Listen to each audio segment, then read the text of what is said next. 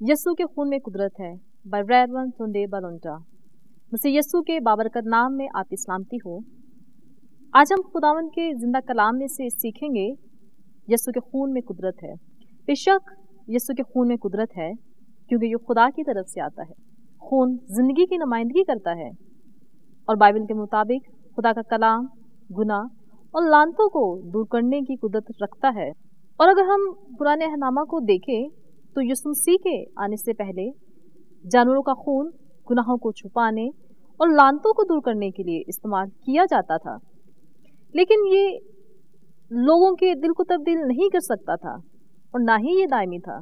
आए दर्ज झेल सहीफों पर गौर करें। अहबार 17 बाब और 11 आयत में यूं मरकूम है कि क्योंकि जिसकी जान खून में है और मैंने मज़बा पर तुम्हारी जानों के कफारा के लिए इसे तुमको दिया है कि इससे तुम्हारी जानों के कफारा हो, क्योंकि जान रखने ही के सबब से खून कफारा दे। और इब्रानियों 10 बाब और 3 से 6 आयात में यूं मरकूम है कि बल्कि वो कुर्बानियाँ साल ब साल गुनाहों को याद दिलाती है, क्योंकि मुमकिन नहीं कि बैलों और बकरों का खून गुनाहों को दूर करे। इसीलिए वो दुनिया में आते वक्त कहता है कि तूने कुर्बानी और नज़र को पसंद ना किया, बल्कि मेरे लिए एक बदन तैयार किया। पूरी सौख्ती कुर्बानियों और गुनाह की कुर्बानियों से तू खुश ना हुआ। आमीन। यीशु का खून पूरी दुनिया के लिए गुनाहों और लानतों को दूर करने के लिए खुदा का मुश्किल जवाब और दायमी हल है, और इसके लिए ज़रूर था कि यीशु माफूकुल फितरत तौर पर पैदा होता। खुदा यीशु का बाप है। इसने एक फरिश्ते को भेजा कि वो अपने कलाम को एक कंवारी मरियम के पास पहुंचाए। मरियम ने महज खुदा के कलाम पर यकीन किया और रूह कुद्दस ने एक मौजज़ा किया और वो खुदा के कलाम से हामला हुई और उसने यीशु मसीह को जन्म दिया। चूँकि यीशु खुदा के कलाम और रूह कुद्दस की कुदरत के नतीजे में पैदा हुआ था, इसलिए उसके खून में कोई गुनाह नहीं, जो खुदा का खून है और हर इंसान के हर गुनाह हर लानत को हमेशा के लिए दूर करने की पूरी कुदरत रखता है। यीशु के खून में आपकी और आपके ख़ानदान की हिफाजत करने की कुदरत मौजूद है। खुदा के जहन में इब्तिदा से ही इंसान की हिफाजत के लिए एक मंसूबा मौजूद था कि जब इंसान नाकाम होकर गिरेगा, बाइबल कहती है कि खुदा ने पहले ही यीशु को ज़िबा या कुर्बान कर दिया था। यीशु के इस दुनिया में आने से पहले उसने ऐसा इसलिए किया था कि लोग खुदा की कुर्बानी पर भरोसा करें और ईमान के ज़रिए शैतान के हमलों से आज़ादी का तजर्बा करें। बाइबल में हमें मौत के फरिश्ते के बारे में एक कहानी मिलती है जो मिस्र में मिस्री पहलोठों को मारता है। इसमें मिस्री बादशाह का पहलोठा भी शामिल था।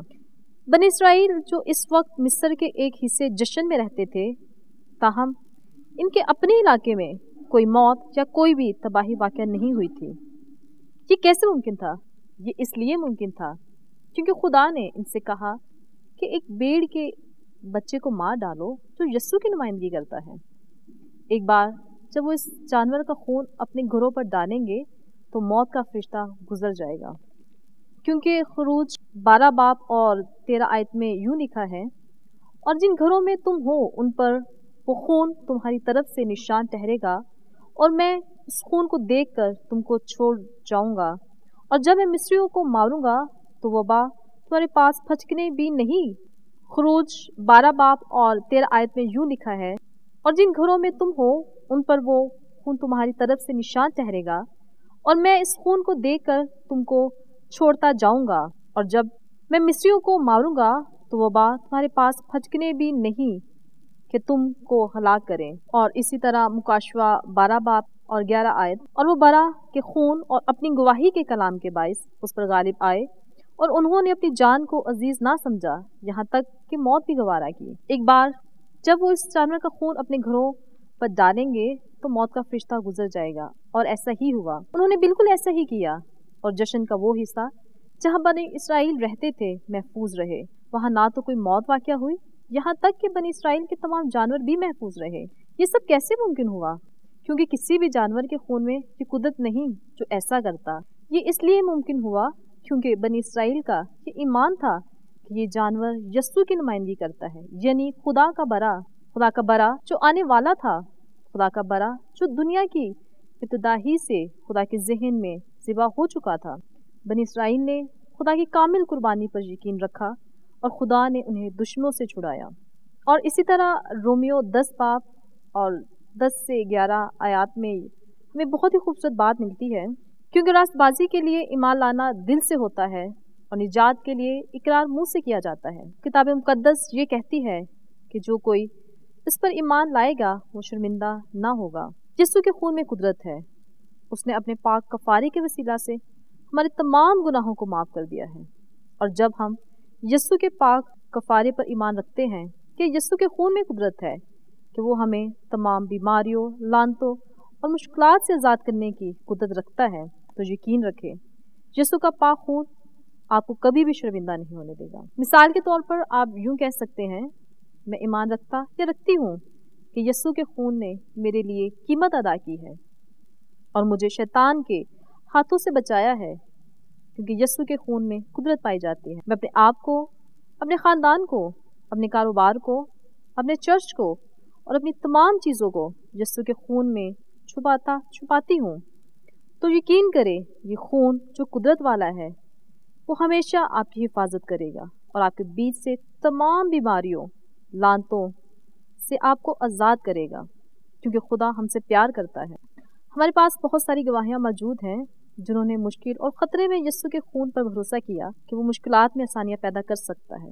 एक औरत ने अपनी गवाही दी और यूँ बयान किया कि मेरे पास एक छोटी सी दुकान है और जिस बाज़ार में मेरी दुकान है वहाँ अचानक आग लग गई और वो आग सारी दुकानें जला रही।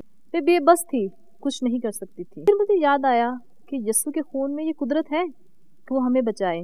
मैंने अपने आप को, अपनी दुकान को यीशु के खून में छुपा दिया और इस ईमान के साथ कि यीशु का खून कुदरत वाला है, वो बचाने की कुदरत रखता है, मैंने अपनी आंखें बंद कर दी। उस लहू ने जो कुदरत वाला है हमारी हिफाजत की और हमें महफूज रखा। आमीन, हालेलुया। यीशु के खून में कुदरत है।